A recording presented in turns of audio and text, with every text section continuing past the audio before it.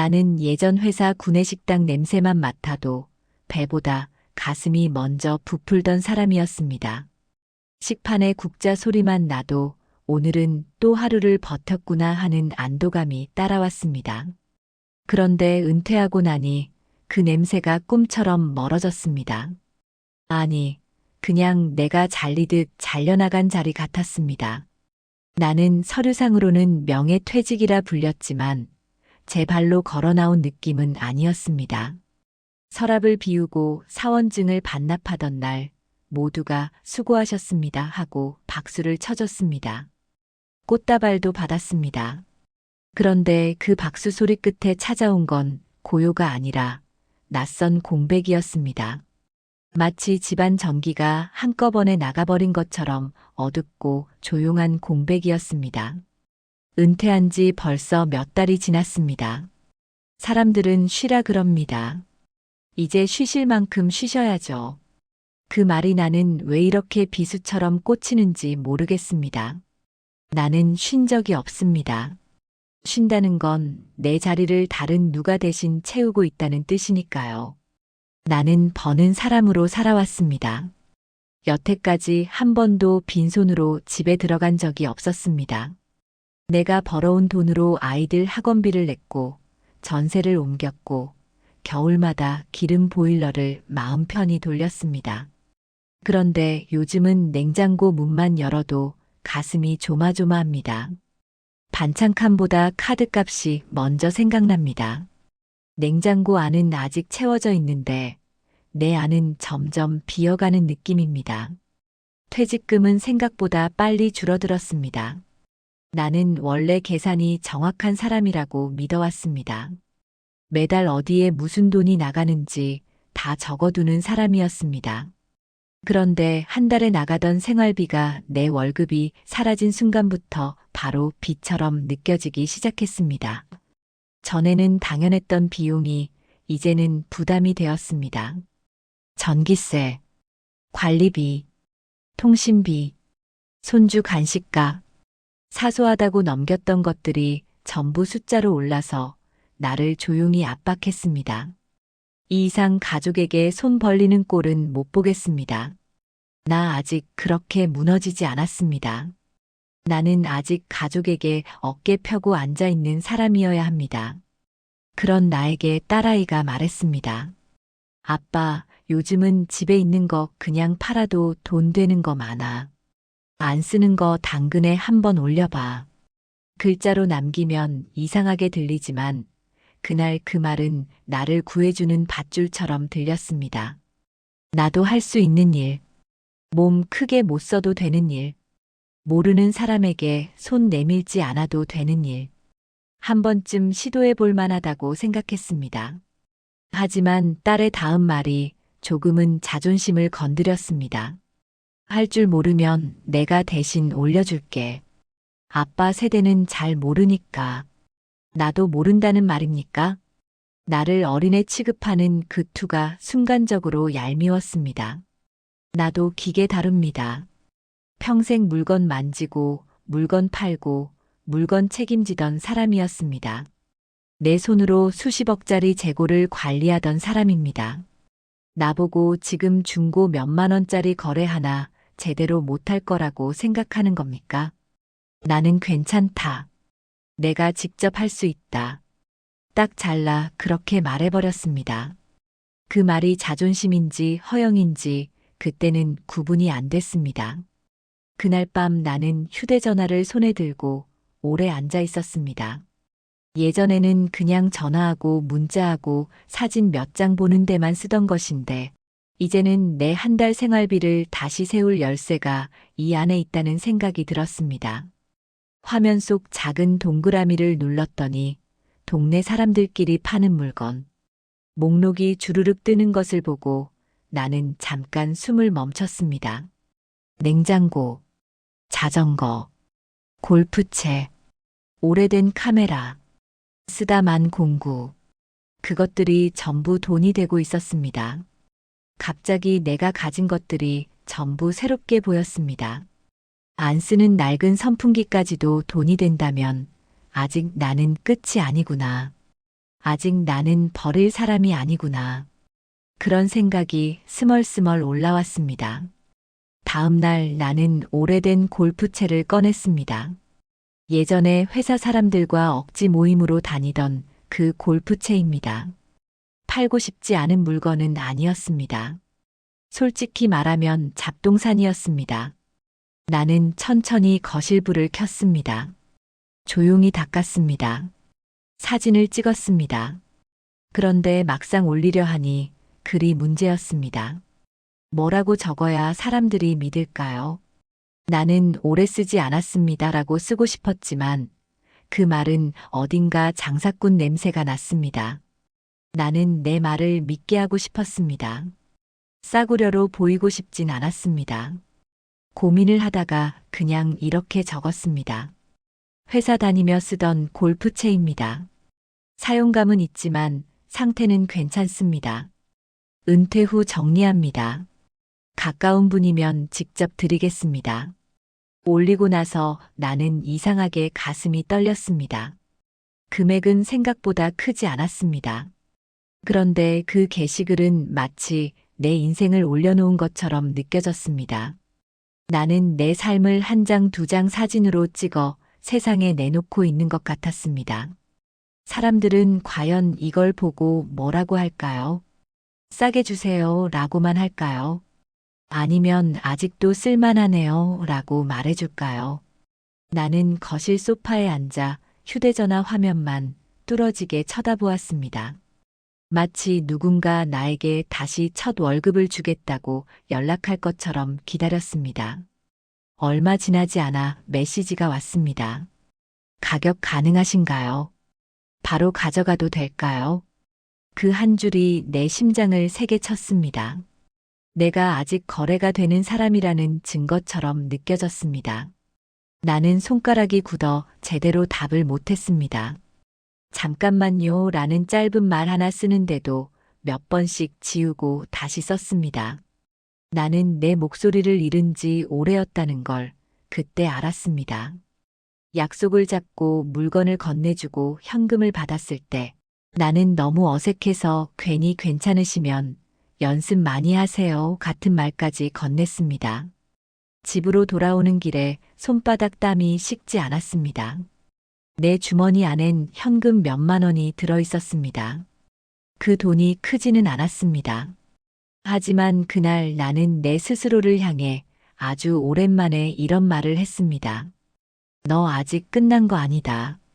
너는 아직 가족에게 짐만 되는 사람 아니다. 너는 아직 가장이다. 그날 밤 아내는 조심스럽게 물었습니다. 오늘은 왜 그렇게 얼굴이 밝으세요? 평소 같으면 대수롭지 않게 대답하고 말았을 겁니다. 그런데 나는 괜히 허리를 펴고 앉았습니다. 나도 할 수 있더라. 나도 아직 사람들한테 필요한 게 있더라. 아내는 잠깐 나를 바라보더니 그랬구나 하고 고개를 끄덕였습니다. 그 한마디에 나는 왠지 울컥했습니다. 그동안 계속 숨 참으면서 버텼던 것이 갑자기 쏟아져 나오는 느낌이었습니다. 그날 새벽 나는 잠이 오지 않았습니다. 거실 불만 켜놓고 앉아 있었습니다. 그리고 생각했습니다. 이거라면 되겠다.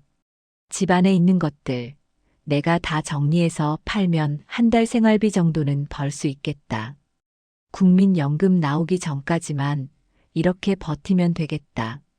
가족한테 손 벌리지 않고 내 힘으로 버틸 수 있겠다. 나는 오랜만에 미래라는 단어를 떠올렸습니다. 하지만 나는 그때 아직 몰랐습니다. 내가 이제 막 발을 들여놓은 이 동네 장터가 생각보다 훨씬 더 어둡고 훨씬 더 잔인하다는 걸 몰랐습니다. 그리고 그 어둠이 곧바로 나를 집어삼킬 거라는 것도 몰랐습니다. 그날 이후 나는 집안 구석구석을 돌기 시작했으니까 다. 오래된 낚싯대, 결혼 초에 장만했다가 한 번도 제대로 쓰지 못한 식기 세트, 사두기만 하고 먼지만 쌓인 안마기계, 하나하나 꺼내어 닦고 닦으면서 내 지난 세월을 손으로 만져보았으니까 다. 참 이상한 마음이 들었습니까 다. 나는 그동안 가족을 먹여 살리겠다는 생각만 했지. 내가 사온 것들이 내 삶의 증거라는 걸 깊이 본 적은 없었습니까, 다. 그런데 이제는 그 증거들을 팔아서 살 길을 만들어야 하는 사람이 되었습니까, 다. 기분이 쓰라리면서도 이상하게 뜨거웠습니까, 다. 아직은 내가 뭔가를 해볼 수 있다는 열이 올라왔습니까, 다. 물건을 올릴 때마다 나는 글을 더 조심스럽게 쓰게 되었습니까, 다. 나만의 방식이 있습니까, 다. 거짓말은 하지 않습니까, 다. 싸게 팝니다. 이런 말도 하지 않습니까, 다. 대신 이렇게 적습니까, 다. 은퇴 정리 중이라 필요하신 분께 드립니까, 다. 직접 가져가시면 더 좋습니까, 다. 나는 그 문장이 마음에 들었습니까, 다. 모르는 사람에게 손 벌리는 느낌이 아니라 내가 가진 걸 마지막으로 단정하게 넘겨주는 느낌이었습니까, 다. 나 스스로가 아직 깔끔하고 단정한 사람이라고 믿고 싶은 그 마음이 들어 있었습니까, 다. 며칠 동안은 참 잘 풀렸습니까, 다. 직접 와서 인사하고 손에 현금을 쥐어주고 고맙다고 하는 사람을 마주할 때마다 내 몸이 다시 따뜻해졌습니까, 다. 이런 말까지 들었습니까, 다. 물건이 정말 깔끔하시네요. 잘 쓰겠습니다. 그 말 한마디가 내게는 월급 명세서보다 컸습니까, 다. 나 아직 무시당하는 사람 아니구나 하는 확신이 들었습니까, 다. 집에 돌아오면 아내가 슬쩍 물어봅니다. 오늘은 잘 됐어요. 나는 괜히 어깨를 폈습니까, 다. 잘 됐어. 그 짧은 대답 안에 나는 숨겨둔 체면을 꾹 눌러 담았습니까, 다. 아이가 눈치를 보다가 웃습니까, 다. 집안 공기가 달라졌습니까, 다. 아주 오랜만에 저녁 식탁에 말이 돌기 시작했습니까, 다. 내 자리도 다시 돌아오는 느낌이 들었습니까, 다. 그러던 어느 날이었습니까, 다. 내가 평생 손에서 놓지 않았던 공구 세트를 내놓으려고 하던 날이었습니까, 다. 그 공구 세트는 내 손의 연장 같았습니다. 회사에서 난리난 날이면 결국 마지막까지 남아 문제를 해결하던 때가 있었습니까, 다. 그때마다 나는 저 공구 상자를 들고 뛰어다녔습니까, 다. 그러니 쉽게 놓기 싫었습니다. 그런데 마음을 바꿨습니까, 다. 내가 이걸 쥐고 있다고 해서 예전의 나로 돌아가는 건 아니지 않습니까? 현실을 버티려면 감상보다 생활이 먼저 아닙니까? 나는 손으로 상자를 쓸어내리며 속으로 잘 가라 하고 인사를 했습니까, 다. 공구 세트를 올리자마자 연락이 왔습니까, 다. 보자마자 너무 마음에 든다고 했습니까, 다. 바로 가져가고 싶다고 했습니까, 다. 나보고 운이 좋으시다고 했습니까, 다. 다른 사람도 보고 싶어 하는데 내가 먼저 보고 연락드리는 거라고 했습니까, 다. 말이 아주 매끄럽고 친절했습니까, 다. 나는 기분이 좋아졌습니까, 다. 내가 올린 물건이 그만큼 가치 있다는 뜻처럼 느껴졌습니까, 다. 그 사람은 말했다고 했습니까, 다. 직접 가긴 어려우니 대신 맡은 분을 보내겠다 했습니까, 다. 혹시라도 불안하실까봐 미리 대금을 보내드리겠다 했습니까, 다. 요즘은 이렇게 하는 게 안전하다 했습니까, 다. 걱정하지 마시라 했습니까, 다. 나는 순간 망설였습니까, 다. 내 방식은 늘 손에서 손으로였습니까, 다. 얼굴 보고 건네고 바로 현금을 받고 깔끔하게 끝내는 방식이었습니다. 그런데 그날은 마음이 조금 달라졌습니까, 다. 나는 속으로 계산을 했습니까, 다. 이렇게만 팔리면 이번 달 관리비는 그냥 해결이네. 전기세도 밀리지 않겠네. 아내한테 뭐라고 당당히 말할지도 머릿속에 미리 떠올렸습니까, 다. 여보, 이번 달은 내가 다 냈어. 나 아직 할 수 있어. 그 말을 빨리 하고 싶었습니다. 그 말을 꼭 듣고 싶었습니다. 나 자신에게서요. 상대는 친절하게 안내해 준다고 했습니까, 다. 안전하게 거래됐다는 표시만 누르시면 바로 입금됩니다라고 했습니까, 다. 내 손에 든 화면 위로 안내라는 말과 함께 무슨 창이 떴습니까, 다. 글자 모양도 그럴듯했고 밑에 작게 적힌 말도 전부 믿음직해 보였습니다. 나는 그 글자를 제대로 다 이해한 건 아니었습니까, 다. 하지만 이상하게도 그런 생각이 들었습니까, 다. 이제 이런 것도 못하면 나는 정말 시대에 뒤처진 사람 되는 거 아니야. 이조차 못하면 나는 진짜 낡은 사람 되는 거 아니야. 그래서 나는 머뭇거리던 손가락을 결국 눌렀습니까, 다. 그 순간은 별일 없었습니다. 화면은 멀쩡했습니다. 이상하다는 경고 같은 건 뜨지 않았습니다. 그래서 나는 안심했습니다. 그리고 나는 그 공구 상자를 내 손에서 떠나보냈습니까, 다. 기사라고 소개한 사람이 와서 받아갔습니까, 다. 나는 현관 앞에서 마지막으로 상자 위를 한번 두드렸습니까, 다. 오래 버텨줘서 고맙다 하고 속으로 인사하듯이 살짝 두드렸습니까, 다. 그리고 돌아섰습니까, 다. 이제 돈만 들어오면 된다 생각했습니까, 다. 나는 벌써 아내에게 뭐라고 말할지 연습하고 있었습니다. 당신 아직 걱정하지 마요. 내가 다시 해낼 수 있어요. 그렇게 말하려 했습니까, 다. 하지만 입금 알림은 오지 않았습니까, 다. 1시간이 지나도 2시간 가까이 지나도 조용했습니까, 다. 먼저 연락하던 그 사람에게 내가 조심스럽게 물었습니다. 지금 입금이 아직 확인이 안 되는데 언제 되나요? 하고 보냈습니까, 다. 그런데 그 다음 순간 화면에 떠오른 것은 대화가 끊겼습니다 라는 짧은 문장이었습니다. 상대의 계정이 사라졌습니까, 다. 메시지는 더 이상 보내지지 않았습니까, 다. 나는 갑자기 등줄기를 식은 땀처럼 한기가 타고 내려오는 것을 느꼈습니까, 다. 심장이 천천히 내려앉는 게 아니라 뚝 떨어지는 느낌이었습니다.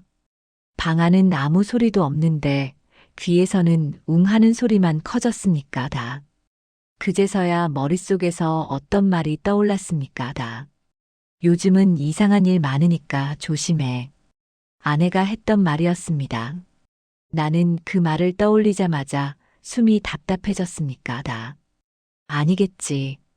설마 아니겠지. 나는 몇 번이나 화면을 껐다 켰습니까, 다. 다시 눌렀습니까, 다. 다시 시도했습니다. 아무 반응이 없었습니다. 그 불안이 현실이 되었다는 확신은 은행에서 걸려온 전화로 완성되었습니까, 다. 고객님 계좌에 이상 거래가 감지되어 일시적으로 사용이 제한되었습니다라고 상담원은 차분하게 말했습니다. 내 머릿속에서는 한마디만 울렸습니다. 제한. 내 계좌가 막혔다는 뜻입니까? 내 생활비가 묶였다는 뜻입니까? 나는 그 순간 주방에 서 있던 아내를 못 본 척했습니다. 들키면 안 된다는 본능이 앞섰습니까, 다. 들키는 순간 나는 무너집니다. 나는 한 집안의 버팀목이 아니라 사고친 노인네가 됩니다. 나는 그 자리는 절대 되고 싶지 않았습니까, 다. 내 다리는 그대로 주저앉고 싶었지만 억지로 버텼습니까, 다. 손이 떨렸습니까, 다. 목이 메었습니다. 그런데도 나는 거짓말처럼 이런 생각이 먼저 들었습니다. 괜찮아. 아직 말하지 마. 지금 말하면 사람 구실 못한다. 어떻게든 내가 해결해. 어떻게든 돈만 다시 찾아오면 아무 일도 아니야. 이거 한 번만 넘기면 다시 일어설 수 있어. 아직 난 끝난 거 아니야. 아직 아니야. 아직. 나는 숨을 고르며 입을 닫았습니다.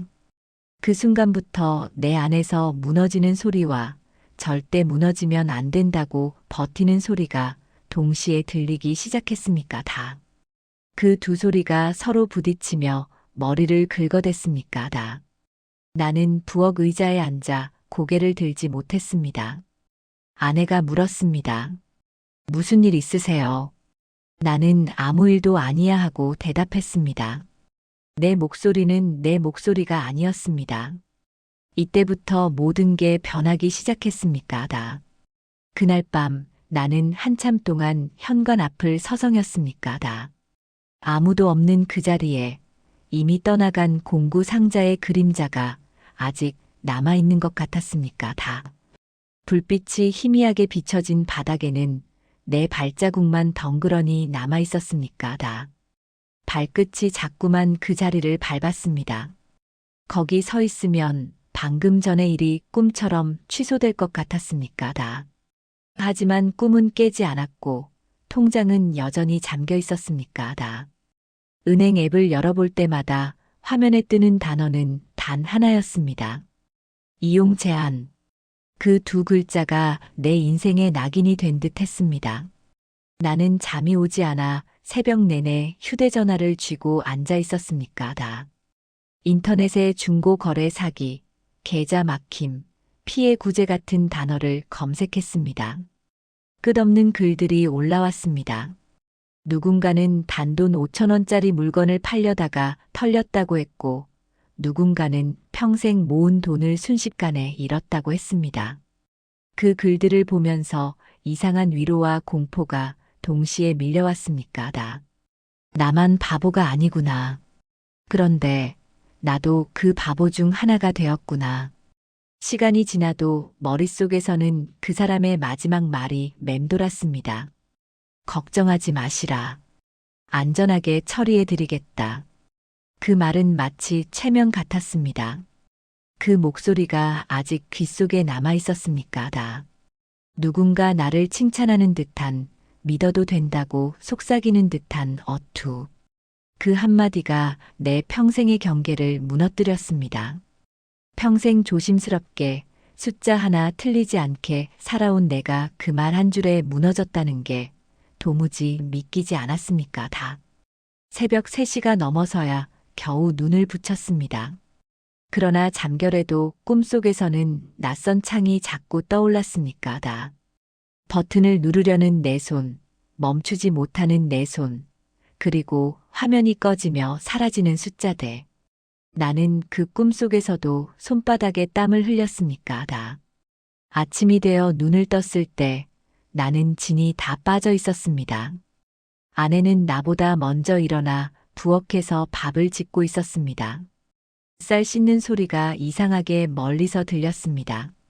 나는 아무렇지 않은 척 식탁에 앉았습니다. 그런데 아내가 문득 이렇게 말했습니다. 오늘 은행에서 문자 왔던데 뭐였어요? 내 심장이 순간적으로 얼어붙었습니다. 나는 최대한 자연스럽게 대답했습니다. 아, 그냥 확인 문자였어. 자동이체 관련해서. 그 한마디를 꺼내는데 몇 초가 걸렸는지 모릅니까? 아내는 고개를 끄덕였지만 내 손끝의 떨림은 멈추지 않았습니까? 나는 혼자 은행에 갔습니까? 번호표를 뽑고 의자에 앉아 있는데 내 앞번호 사람들의 대화가 귀에 들어오지 않았습니까? 고객님, 공인인증 갱신하셔야 돼요. 네, 수수료는 여기 결제하시면 돼요. 그런 말들이 멀리서 들려왔습니다. 내 차례가 되었을 때 젊은 직원이 친절하게 웃으며 물었습니다. 어떤 문제로 오셨어요? 나는 잠시 입을 다물었습니다. 그 말을 꺼내는 게 이렇게 힘들 줄 몰랐습니까? 중고 거래하다가 사기를 당한 것 같습니까? 그 말을 내뱉는 순간 내 안에서 무언가가 부서지는 소리가 났습니까? 직원은 고개를 끄덕이며 컴퓨터를 두드렸습니다.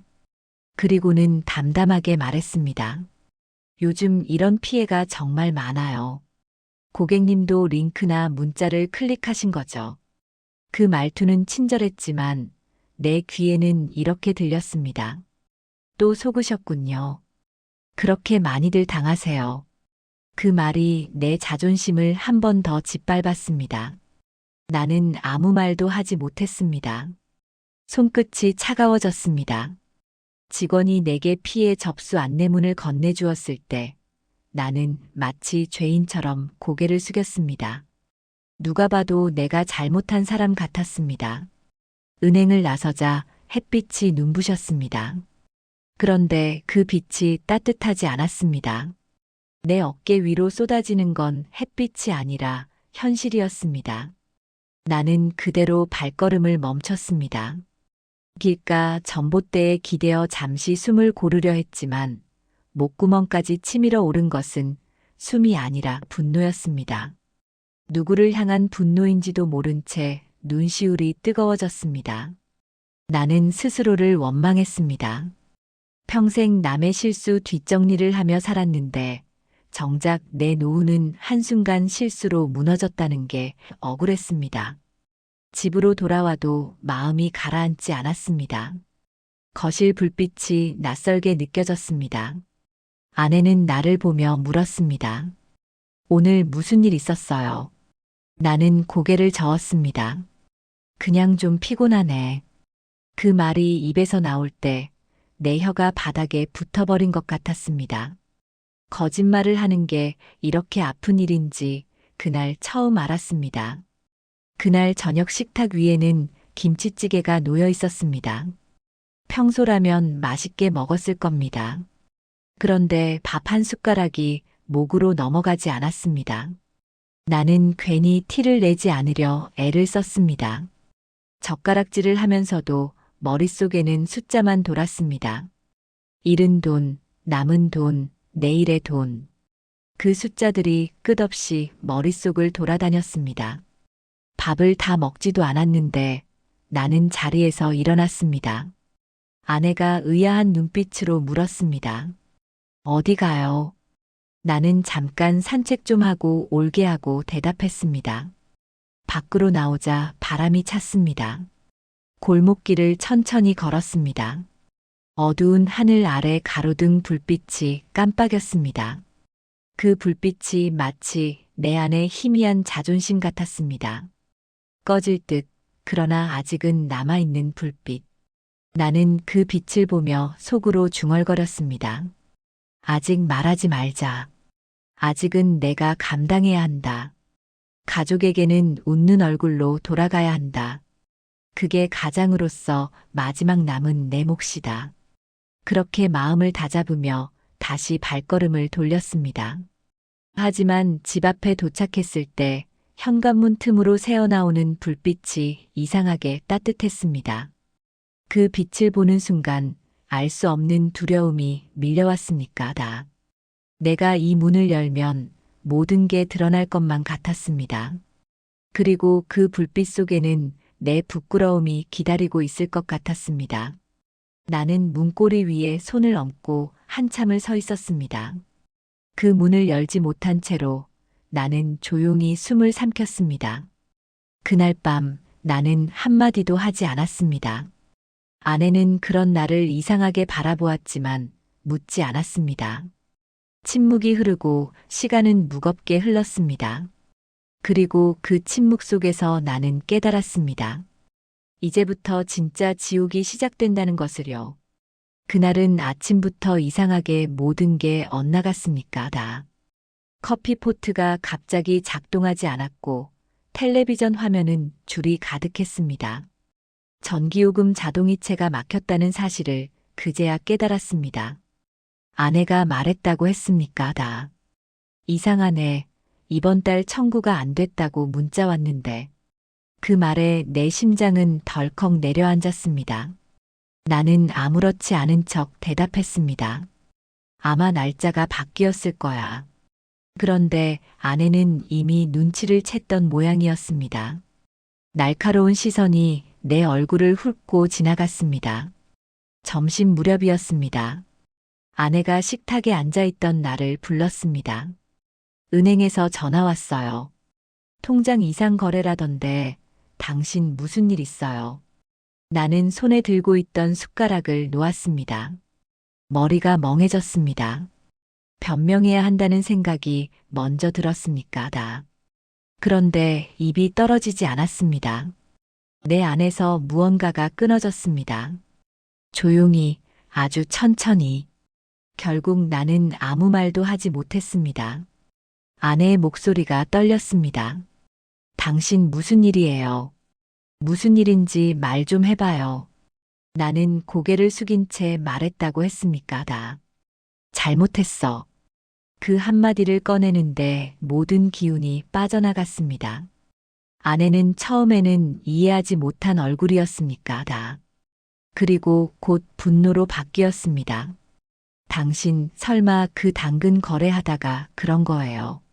내가 뭐라고 했어요? 요즘 세상 조심하라고 했잖아요. 나는 아무 대답도 하지 못했습니다. 그 말을 들을 자격이 없었습니다. 아내의 목소리는 점점 커졌습니다. 그럼 지금 돈은요? 그 계좌에 있던 돈은 다 어떻게 된 거예요? 나는 입술을 깨물었습니다. 잃었어. 그 한마디에 집안 공기가 얼어붙었습니다. 숟가락이 식탁 위에서 떨어지는 소리가 유난히 크게 들렸습니다. 아내는 두 손으로 얼굴을 가렸습니다. 잠시 아무 말도 하지 않았습니다. 그리고는 천천히 울음이 새어나왔습니다. 돈 때문이 아니었습니다. 그 울음은 믿음이 깨진 소리였습니다.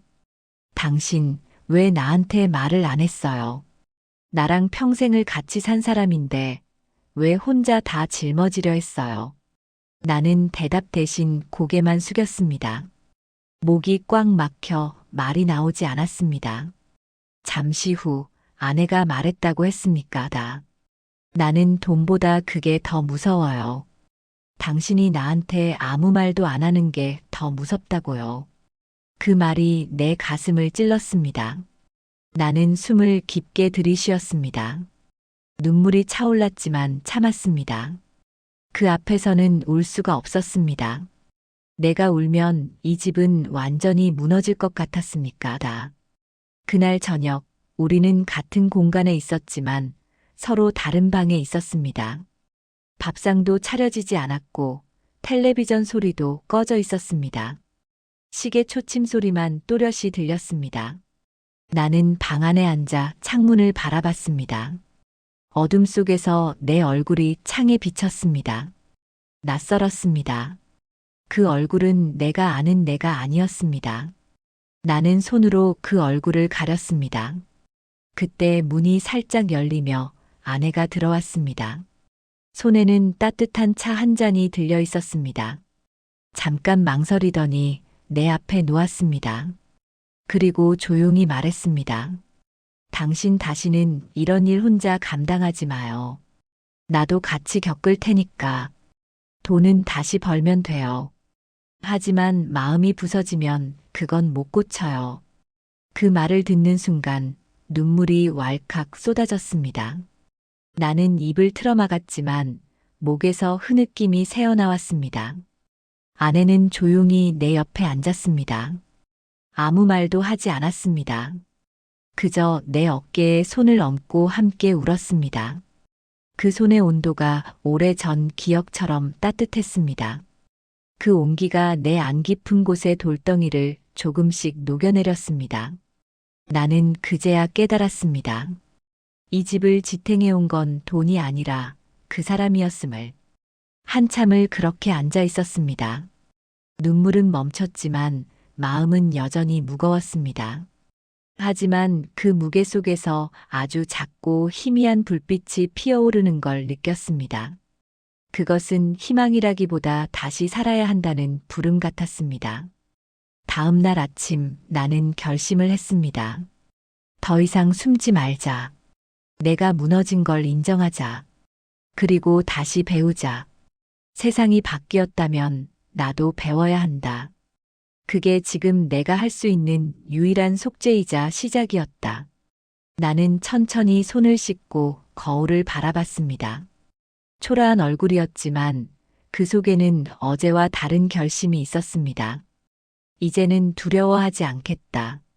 잃은 돈보다 잃어버린 자존심을 되찾아야 했다.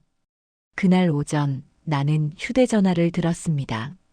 그리고 검색창에 이렇게 적었습니다. 시니어 중고 거래 피해자 모임. 손끝이 약간 떨렸지만 이번에는 누르지 못하던 버튼을 눌렀습니다. 화면 속에는 나와 비슷한 나이대의 사람들이 모여 있었습니다. 나도 당했습니다. 도움을 구합니다. 그 문장들이 내 가슴을 세게 때렸습니다. 그리고 나는 알았습니다. 나 혼자가 아니라는 것을. 이제 나는 나처럼 당한 사람들을 만나러 가려 합니다. 두려움은 여전하지만 그 안에는 처음으로 누군가에게 도움이 될 수도 있다는 희미한 기대가 섞여 있었습니다. 며칠 뒤 나는 오래된 재킷을 꺼내 입었으니까 다. 손에 휴대전화를 꼭 쥔 채 모임 장소로 향했습니다. 지하철 창문에 비친 내 얼굴은 낯설고도 초라했으니까 다. 그러나 그 초라함을 숨길 생각은 없었습니까 다. 이제는 숨는 게 더 수치스러웠습니까 다. 세상은 변했는데 나만 멈춰 있었던 겁니다. 내가 그걸 인정하지 못했던 시간이 너무 길었습니다. 도착한 곳은 구청 안작은 회의실이었습니다. 문 앞에 디지털 사기 피해자 모임이라는 종이 안내문이 붙어 있었습니다. 문을 열자 낯선 공기가 나를 맞이했습니다. 어딘가 눅눅한 커피 냄새, 조심스레 의자를 끄는 소리, 그리고 서로의 얼굴을 살피는 시선들. 전부 나와 비슷한 나이대의 사람들이었습니다. 머리가 희끗한 남자, 손에 서류를 꼭 쥔 아주머니, 눈가가 부은 할아버지. 우리는 서로를 보며 말없이 고개를 끄덕였습니다. 그 한 번의 눈인사로 충분했습니까 다. 다들 같은 상처를 안고 있었기 때문입니까 다. 진행을 맡은 젊은 직원이 조심스레 말을 꺼냈습니다. 오늘은 피해 사례를 공유하고 대응 방법을 알려드리겠습니다. 어렵더라도 차근차근 함께 하시죠. 그 목소리는 따뜻했지만 동시에 나를 조금 더 작게 만들었습니다. 설명이 시작되자 사람들은 메모지를 꺼냈습니다. 어떤 이는 스마트폰 화면을 확대해가며 따라 적었습니다. 나는 눈으로만 쫓았습니다. 단어 하나하나가 낯설었습니다.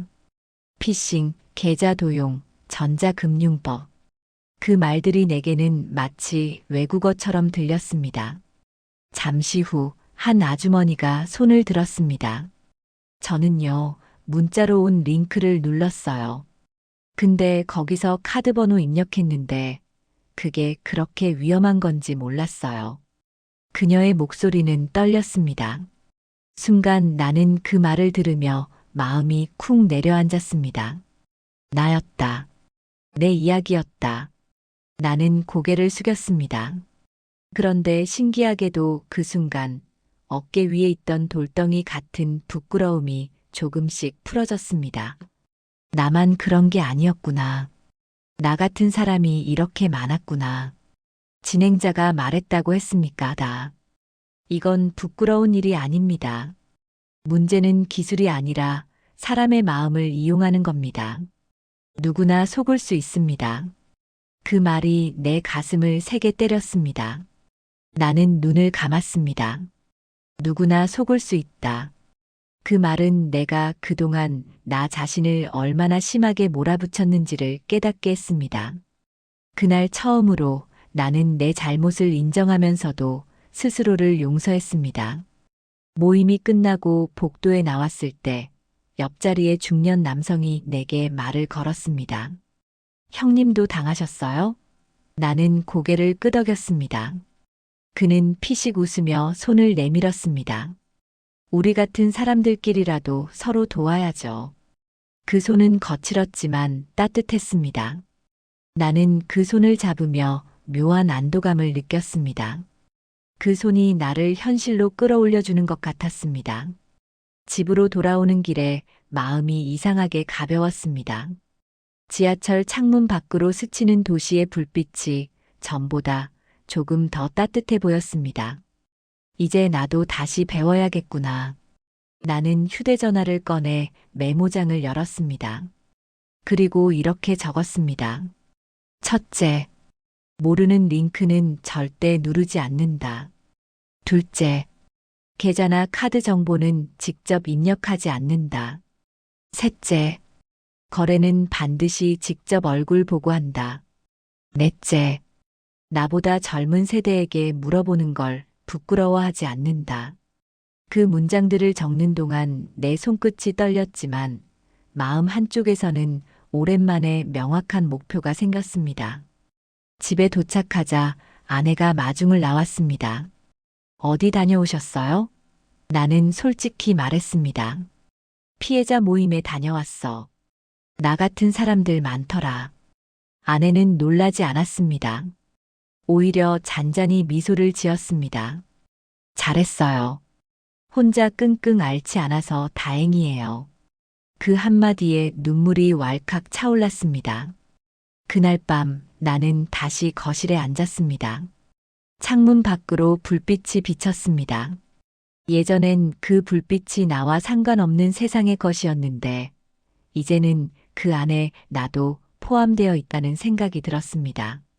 나는 노트를 꺼내 글을 썼습니다.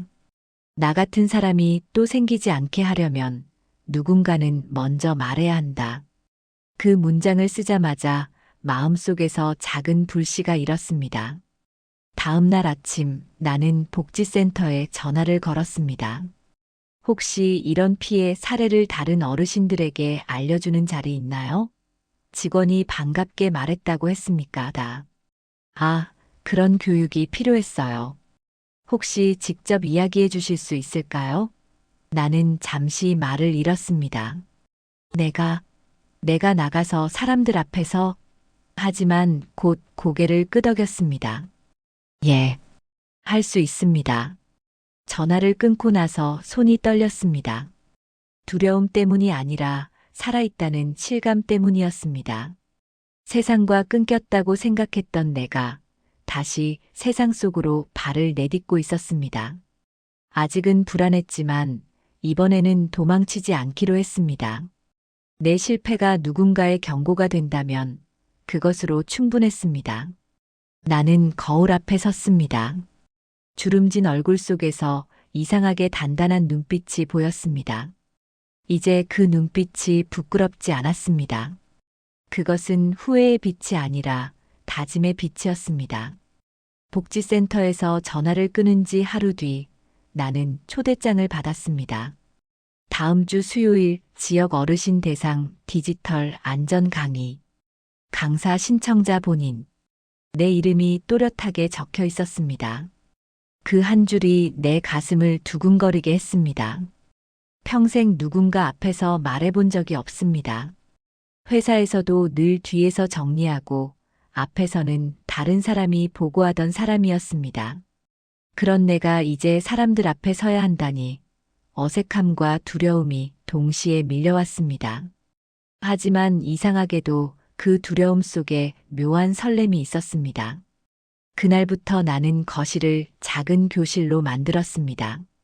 휴대전화를 들고 스스로 리허설을 했습니다. 여러분, 이 화면 보이시죠? 이런 문자가 오면 절대 누르시면 안 됩니다. 목소리가 떨렸습니다. 처음에는 내 목소리가 낯설었습니다. 너무 작고 너무 불안했습니다. 하지만 며칠 동안 반복하다 보니 목소리가 조금씩 단단해졌습니다. 마치 오래 닫혀있던 문이 서서히 열리는 소리 같았습니다. 아내는 그런 나를 조용히 지켜보았습니다. 대단하네요. 그 한마디에 나는 더 힘을 냈습니다. 연습을 하다 보니 새삼 깨달은 게 있었습니다. 사람들을 가르치기 전에 내가 먼저 배워야 할 게 많다는 사실이었습니다. 나는 딸에게 전화를 걸었습니다. 이거 영상으로 보여주는 법 좀 알려줄래? 딸은 놀란 듯 웃었습니다. 아빠가 그런 걸 배우다니 세상 변했네요. 나는 쑥스러웠지만 웃으며 대답했습니다. 늙은 사람도 배울 수 있단 걸 보여주고 싶다. 며칠 후 복지센터 강의실 문 앞에 섰습니다. 문틈으로 안을 들여다보니 사람들이 이미 자리를 채우고 있었습니다. 대부분 나와 비슷한 또래의 얼굴이었습니다. 다들 조용히 휴대전화를 만지작거렸습니다. 그들의 표정은 낯설지 않았습니다. 혼란, 두려움, 체념이 뒤섞인 눈빛이었습니다. 나는 천천히 문을 열었습니다. 순간 사람들의 시선이 한꺼번에 나를 향했습니다. 가슴이 콩닥거렸습니다. 목소리가 잘 나올까 걱정이 되었습니다. 하지만 아내가 해준 말이 떠올랐습니다. 그냥 당신 이야기를 하세요. 그게 가장 진짜니까. 나는 마이크를 잡았습니다. 손이 떨렸지만 그 떨림까지 숨기지 않았습니다. 저는 얼마 전까지 여러분과 같은 실수를 했던 사람입니다. 누가 봐도 속을 리 없을 거라 생각했지만 단 한 번의 클릭으로 모든 걸 잃었습니다. 강의실 안이 조용해졌습니다. 그런데요, 그때 깨달았습니다. 사기꾼은 기술이 아니라 사람의 마음을 노린다는 걸요. 특히 우리 같은 세대의 자존심을요. 나는 괜찮을 거야 라는 마음. 바로 그 틈을 파고듭니다. 사람들이 고개를 끄덕였습니다. 몇몇은 눈시울을 훔쳤습니다. 나는 휴대전화를 들어 보여주었습니다. 이게 그때 제가 눌렀던 링크입니다. 진짜랑 똑같이 생겼죠? 하지만 주소를 보면 아주 미세하게 다릅니다. 이런 걸 알아야 합니다. 나는 화면을 확대하며 천천히 설명했습니다. 그 순간 몇몇 분들이 자기 휴대전화를 꺼내 따라했습니다. 그 모습에 내 마음이 따뜻해졌습니다. 내가 누군가의 도움이 되고 있다는 걸 처음 실감했습니다. 강의가 끝날 무렵 한 어르신이 내게 다가왔습니다. 고맙습니다. 나도 그 링크 눌렀었어요. 근데 무서워서 말도 못했어요. 덕분에 이제는 알겠어요. 그분의 손이 내 손을 꼭 잡았습니다. 그 온기가 전해졌습니다. 그 손은 내 과거의 손이었습니다. 부끄러워 숨고 싶던 나의 손. 이제는 그 손이 누군가를 잡아주는 손이 되었습니다. 강의실을 나서는데 복지센터 직원이 다가왔습니다. 어르신, 반응이 정말 좋았어요. 다음 달에도 한 번 더 부탁드려도 될까요? 나는 잠시 말이 막혔습니다. 그리고 천천히 대답했습니다. 예, 해야죠.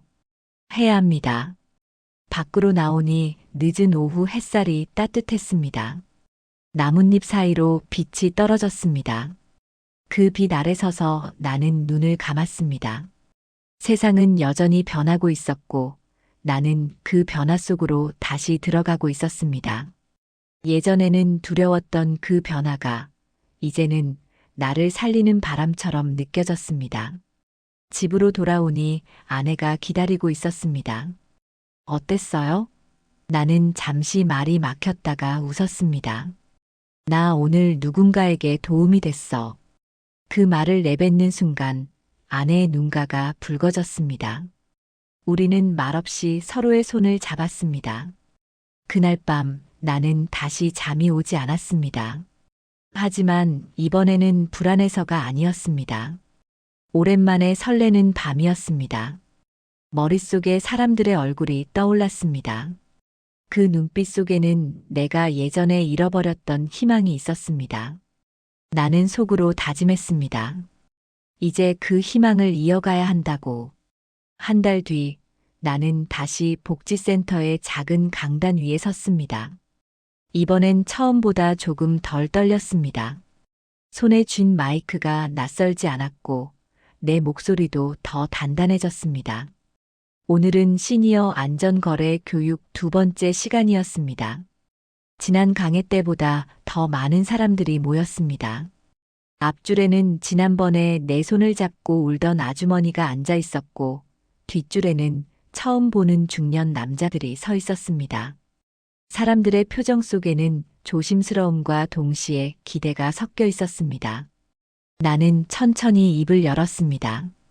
오늘은 사기꾼의 말보다 우리의 마음을 먼저 돌아보려 합니다. 사기는 늘 우리의 불안을 파고듭니다. 이 기회를 놓치면 손해본다. 지금 아니면 안 된다는 말로 마음을 흔듭니다. 결국 우리는 그 조급함에 손가락을 눌러버립니다. 나는 말을 하며 손가락을 들어 보였습니다. 내 손가락 끝에는 여전히 그날의 떨림이 남아 있었습니다. 사람들은 고개를 끄덕였습니다. 몇몇은 한숨을 쉬며 고개를 숙였습니다. 그때 나는 조용히 말을 이었습니다. 그런데요, 여러분. 그 조급함을 잠시만 눌러두면 됩니다. 단 10초만 멈춰도 세상이 달라집니다. 그게 우리를 지키는 첫 번째 방법입니다. 강의실 안이 고요했습니다. 모두가 내 입술을 바라보고 있었습니다. 그 시선들이 내 안을 뜨겁게 했습니다. 나는 준비해온 슬라이드를 넘겼습니다. 화면에는 내가 직접 다시 만든 가짜 거래 창과 실제 거래 창의 차이점이 나란히 떠 있었습니다. 이게 사기꾼들이 쓰는 화면입니다. 로고도 똑같고 글씨체도 비슷합니다. 하지만 주소가 다릅니다.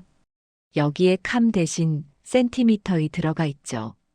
그 한 글자가 여러분의 돈을 삼킵니다. 사람들 사이에서 웅성거림이 일었습니다. 나도 저런 거 받았었는데 저게 그거였어? 하는 속삭임이 들렸습니다. 나는 그 소리를 들으며 속으로 미소를 지었습니다. 무언가가 전해지고 있었습니다. 강의가 끝난 후에도 몇몇 분들이 남았습니다. 한 남자가 다가왔습니다. 얼굴이 내 또래였습니다. 그는 어색하게 인사하더니 말했다고 했습니다. 사실 저도 그 링크 눌렀습니다. 근데 그때 너무 부끄러워서 아무 말도 못했어요. 근데 오늘 들으니까 용기가 생기네요. 나는 그의 어깨를 가볍게 두드렸습니다. 괜찮습니다. 나도 그랬으니까요. 중요한 건 이제 알고 있다는 겁니다. 그가 눈을 내리깔며 미소를 지었습니다. 그 웃음이 내 안의 상처를 조금씩 덮어주는 것 같았습니다. 밖으로 나왔을 때 하늘은 벌써 어둑했습니다. 겨울 냄새가 서서히 섞여 있었습니다. 나는 복지센터 계단에 잠시 앉았습니다. 불빛이 도로 위를 길게 비추고 있었습니다. 그 빛 속에 사람들의 얼굴이 떠올랐습니다. 손에 휴대전화를 들고 있던 그들, 고개를 끄덕이던 눈빛, 그리고 끝나고 내게 다가와 인사하던 손길들. 그 하나하나가 내게 힘이 되었습니다. 그때 복지센터 직원이 문을 열고 나왔습니다. 오늘 강의 정말 좋았어요. 어르신, 혹시 다음에 영상으로도 찍어볼 생각 있으세요? 다른 지역에서도 이 이야기 필요하다고 하네요. 나는 잠시 말을 잃었습니다. 영상이라니. 내 얼굴이 화면에 나온다니. 하지만 이내 고개를 끄덕였습니다. 좋아요.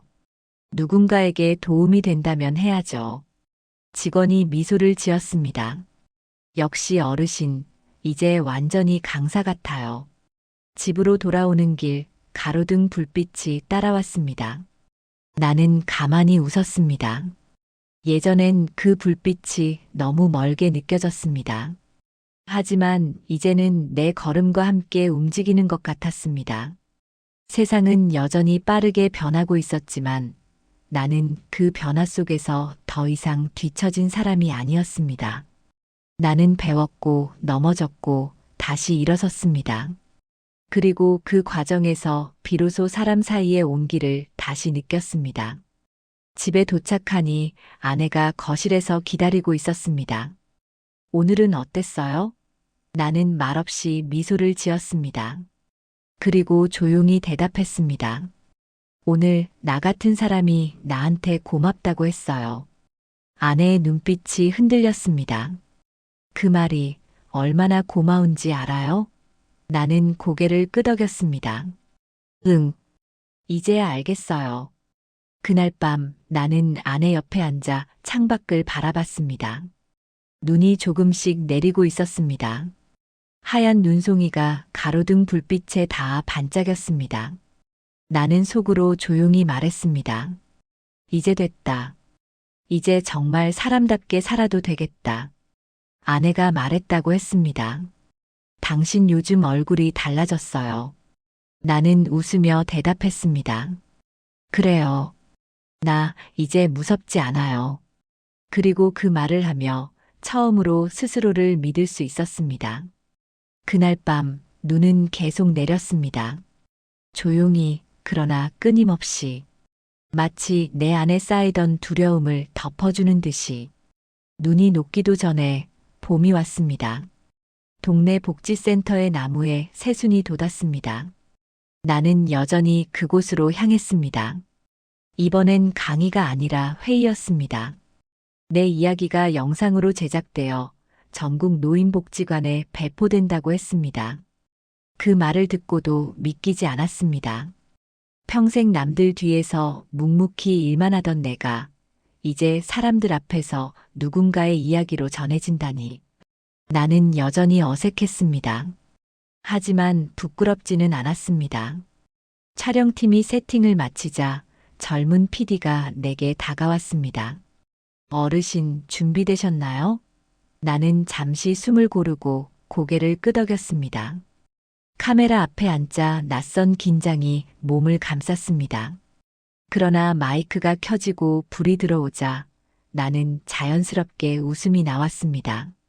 예전에는 이런 불빛 앞에 서본 적이 없습니다. 그런데요, 참 신기하죠. 지금 이 불빛이 무섭지 않습니다. PD가 조용히 손짓했습니다. 녹화가 시작되었습니다. 나는 천천히 말을 꺼냈습니다. 저는 한 번의 클릭으로 전 재산을 잃었습니다. 그날 이후로 나는 나 자신을 잃었고 가족의 믿음도 잃었습니다. 하지만 그 이름이 끝은 아니었습니다. 잃어야만 알게 되는 게 있더군요. 사람은 혼자 살 수 없다는 것, 그리고 실패를 말할 용기가 누군가의 인생을 구할 수도 있다는 것 말입니다. 카메라 뒤에서 누군가 코를 훌쩍였습니다. 나는 잠시 눈을 감고 말을 이어갔습니다.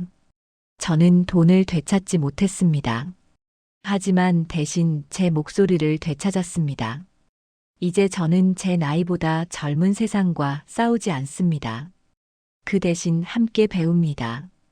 그게 제가 배운 진짜 노후의 시작입니다. 촬영이 끝나자 PD가 다가왔습니다. 정말 좋았습니다. 마지막 말씀 꼭 그대로 넣을게요. 나는 미소를 지었습니다. 고맙습니다. 이 나이에 내 이야기가 누군가의 도움이 된다면 그걸로 충분합니다. 집으로 돌아가는 길, 봄 햇살이 유리창을 타고 들어왔습니다. 나는 그 빛을 손바닥으로 받았습니다. 예전엔 이런 따뜻함을 느낄 여유가 없었습니다. 늘 계산하고 걱정하고 버텨야 했습니다. 하지만 지금은 달랐습니다. 잃어버린 것을 되새기는 대신 얻은 것을 바라보게 됐습니다. 집에 도착하니 아내가 부엌에서 봄나무를 다듬고 있었습니다. 촬영은 잘 됐어요? 나는 웃으며 대답했습니다. 응, 이제 나 텔레비전에 나올지도 몰라. 아내는 손을 멈추고 나를 바라봤습니다. 그리고 웃었습니다. 이제 진짜 유명인 됐네요. 그 웃음 속엔 자랑과 안도가 섞여 있었습니다. 나는 조용히 다가가 말했습니다. 당신 덕이야. 그날 당신이 나 포기하지 말라 했잖아. 아내는 대답 대신 내 손을 꼭 잡았습니다. 저녁 무렵 거실 불을 끄고 창밖을 바라봤습니다. 봄비가 살짝 내리고 있었습니다. 젖은 도로 위로 가로등 불빛이 퍼졌습니다. 나는 그 빛을 따라 시선을 옮겼습니다. 그리고 문득 생각했습니다. 이 빛이 바로 내 인생 같구나. 한때는 깜빡이며 사라질 것 같았지만 지금은 조용히 길을 비추고 있었습니다. 나는 조용히 속삭였습니다. 괜찮다. 이제 괜찮다. 그 말은 나에게 하는 말이었고 동시에 세상에 보내는 인사였습니다. 인생은 늘 예기치 않게 부서지고 또다시 이어집니다. 그 부서진 틈 사이로 빛이 들어올 때 사람은 비로소 자기 삶을 이해하게 되는지도 모릅니다. 며칠 후 복지센터 직원에게서 전화가 왔습니다. 영상이 반응이 좋아요. 다른 지역에서도 강연 요청이 들어왔습니다. 나는 잠시 침묵했습니다. 그리고 천천히 대답했습니다. 예, 제가 가야죠. 그게 제 일이니까요. 전화를 끊고 나서 나는 아내에게 말했습니다. 나 이제 진짜 일 생겼어. 아내는 놀란 듯 웃었습니다. 당신 나이에도 새 출근이네요. 나는 대답했습니다. 이제부터가 내 인생의 두 번째 출근이야. 그날 밤 나는 서랍 속에 있던 오래된 공구 하나를 꺼냈습니다. 사기를 당하기 전에 팔았던 세트 중 유일하게 남은 낡은 드라이버였습니다. 손잡이는 닳고 새끝은 빛이 바랬지만 여전히 손에 착 감겼습니다. 나는 그것을 조용히 닦으며 속삭였습니다. 이제 널 다시 팔진 않겠다. 넌 내 실패의 증거이자 다시 일어선 증거니까. 창밖에서는 봄비가 그치고 새벽이 밝아오고 있었습니다. 나는 그 빛을 바라보며 마음속으로 되뇌었습니다. 내 노후는 돈이 아니라 사람으로 채워져야 한다. 그렇게 나는 진짜 노후를 시작했습니다. 그리고 이번에는 두려움이 아닌 희망으로 조용히 그러나 단단하게 나의 두 번째 인생이 그렇게 다시 흘러가기 시작했으니까 다. 퇴직금 대신 잃었던 건 돈이 아니라 자존심이었습니다. 하지만 다시 사람들 앞에 서면서 깨달았습니다. 노후란 돈을 쌓는 게 아니라 존중을 지키는 시간이더군요. 저는 이제 다시 일어나 나 같은 사람들에게 말하고 있습니까? 다. 괜찮습니다. 아직 늦지 않았습니다. 이 이야기가 당신 마음에 닿았다면 지금 구독 버튼을 눌러주세요. 이 채널은 잃었던 사람들의 이야기를 다시 일어서는 사람들의 이야기로 바꾸고 있습니까? 다. 다음 이야기는 또 다른 누군가의 두 번째 인생입니다.